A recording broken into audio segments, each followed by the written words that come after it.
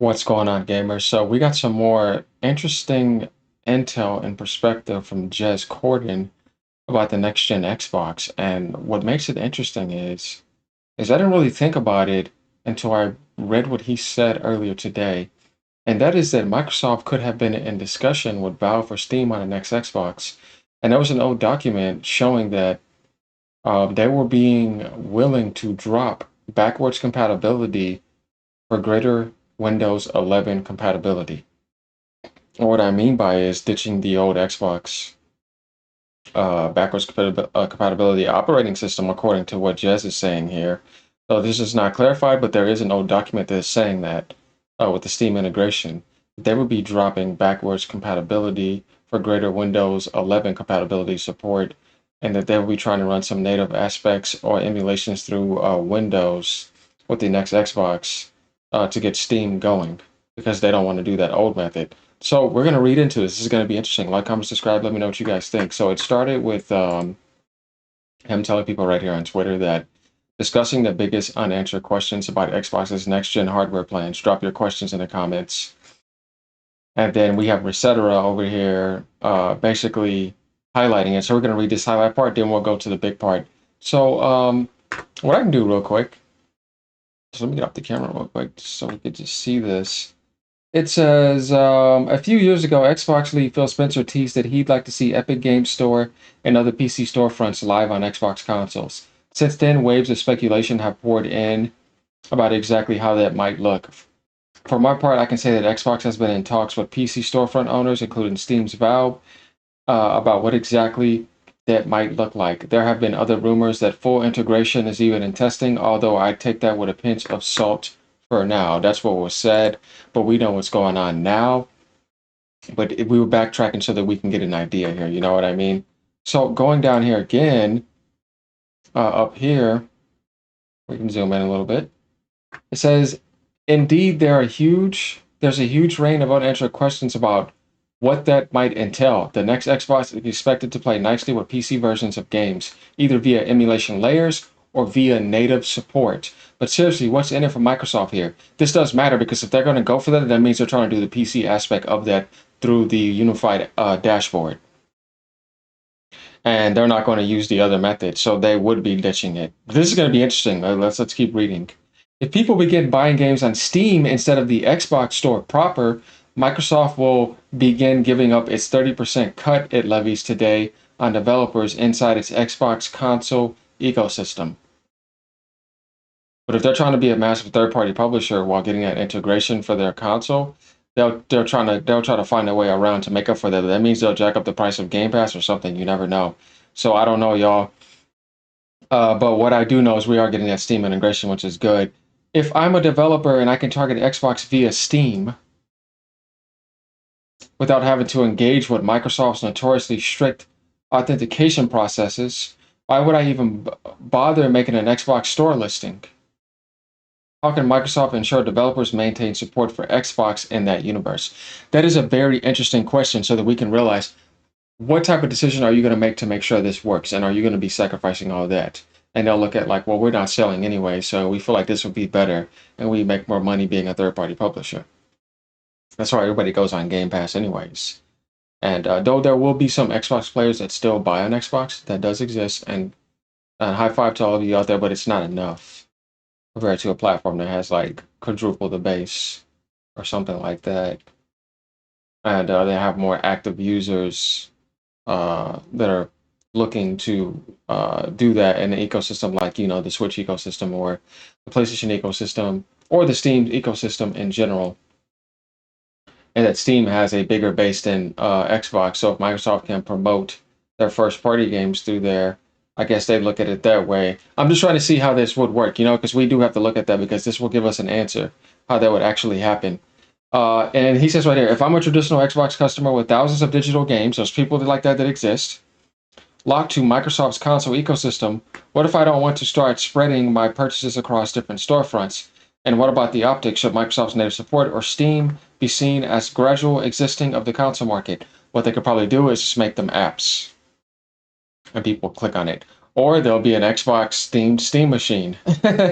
These type of speculations, we could see that it's going to be somewhere around those realms. So there's going to be some crossover between Microsoft and Steam in some sort of way. It has to work. And like people said, but one, Steam has a healthy ecosystem. They don't need Microsoft Storefront getting in the way. So who's going to be bending the knee? Microsoft's done it multiple times, so they most likely will. And how they're going to be benefiting, though, we know they're going to need a benefit, though. So it says, and what about the optics? Should Microsoft's native support of Steam be seen as a gradual existing of the console market? Putting Steam on Xbox could bring a huge amount of incidental benefits. PlayStation games could finally be playable on Xbox via their Steam versions. For example, full access to the Steamworks modding platform would be cool too, if there aren't technological barriers.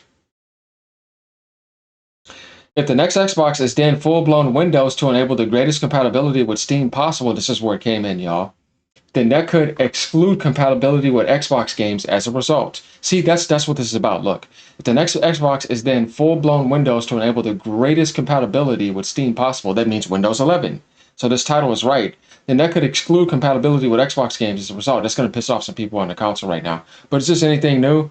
They've been doing that to y'all, like I said, so don't be surprised. But this isn't confirmed, so hold your horses. But I don't think they would dump that. I think they're going to find a way through the Play Anywhere to where it's like Play Anywhere, whatever game you had purchased on Xbox before, it's going to be fine now, or maybe going forth. It'll have to be one of those two, y'all. I'm telling you. This is how it is. I previously saw a document that is now a few years old and most likely, hopefully, irrelevant, which suggested Microsoft may be willing to sacrifice Xbox backwards compatibility in order to push forward with greater Windows 11 compatibility, although there's plenty of indication that previous pitch was rejected. We were not sure. For example, Microsoft has been hiring to beef up its forwards compatibility tech for Xbox consoles only recently. On paper, sounds like a good thing, but if you extrapolate a little further, it could be that they haven't solved full compatibility with previous Xbox games on the new systems out the gate. Given that Microsoft was at the forefront of cross-generational compatibility, the idea that Microsoft may sacrifice full compatibility with libraries, millions of existing Xbox users to chase a potentially imaginary casual PC living room audience isn't fun to think about. I know what he means. He's like, you're trying a whole thing new again that could fail, and then you dump off that. Then they would just go full third party then if all that failed. Trust me. They're just doing this to see what they can like get away with. And let's read some comments here to see what these people have to say. So, and you guys are gonna have to let me know what y'all think too, because this is very interesting. And he says, I'm sure it's possible, but companies are going to be considering all kinds of paths forward and plans change. I wouldn't run with backwards compatibility being killed for Windows compatibility. Just need to wait and see. That's kind of how I feel. I feel like they're going to try to find a way through the Play Anywhere. That's the point of making that more and more because that's synced automatically anyways, and you're carrying over your Play Anywhere. And what's outside of that? Well, that's the answer. And if you're going to do the PC experience, it needs to be like the PC experience where you have all that, but online is free with Steam integration and GOG and all that other stuff. Or you could be scrolling it like a mouse and keyboard going on online like a PC and then going in like a console when you want to do that. And I wonder if they'll have like some modes like to make it run better in gaming mode or something like that, casual mode. There's a lot to really speculate about. So basically a Steam box running Windows. I'll stick with my ordinary gaming PC. That's what I'm thinking. At the end of the day, like I said, this is optional, but it depends on what type of specs they're going to be offering when they launch it and how it's going to work. People want a lot of answers to this. They spent the entire decade pushing a unified Xbox ecosystem where Xbox games will work on any future Xbox. So yeah, I totally expect them to drop backwards compatibility. I think that's sarcasm.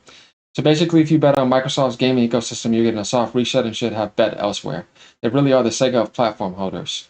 Going by the article, it sounds like the pitch was rejected. Possibility, but we don't know that. This sounds like platform suicide. Who would want to buy an Xbox now? I mean, they've done that already anyway, so if they're trying to move to something, I don't know, man. I hope they don't do that to people because I think that would be insanely anti-consumer to a certain crowd. What I think they should do is try to get that to work and move forward by making it more compatible because you're going to have to do that anyways for a unified dashboard. So let me know what you guys think. Either or, we're still getting the positive affirmation that there's going to be a Steam aspect even in older documents. So this is something that is not made up, and this is something very real to think about. Also, Jez's article is over here, basically talking about it. The biggest unanswered questions about the Xbox Next Gen consoles. That's where this came from, pretty much. You can go down here, and it pretty much confirms that this is a screenshot we were looking at before. If y'all remember, it had Steam right there, but it's looked like the Xbox OS.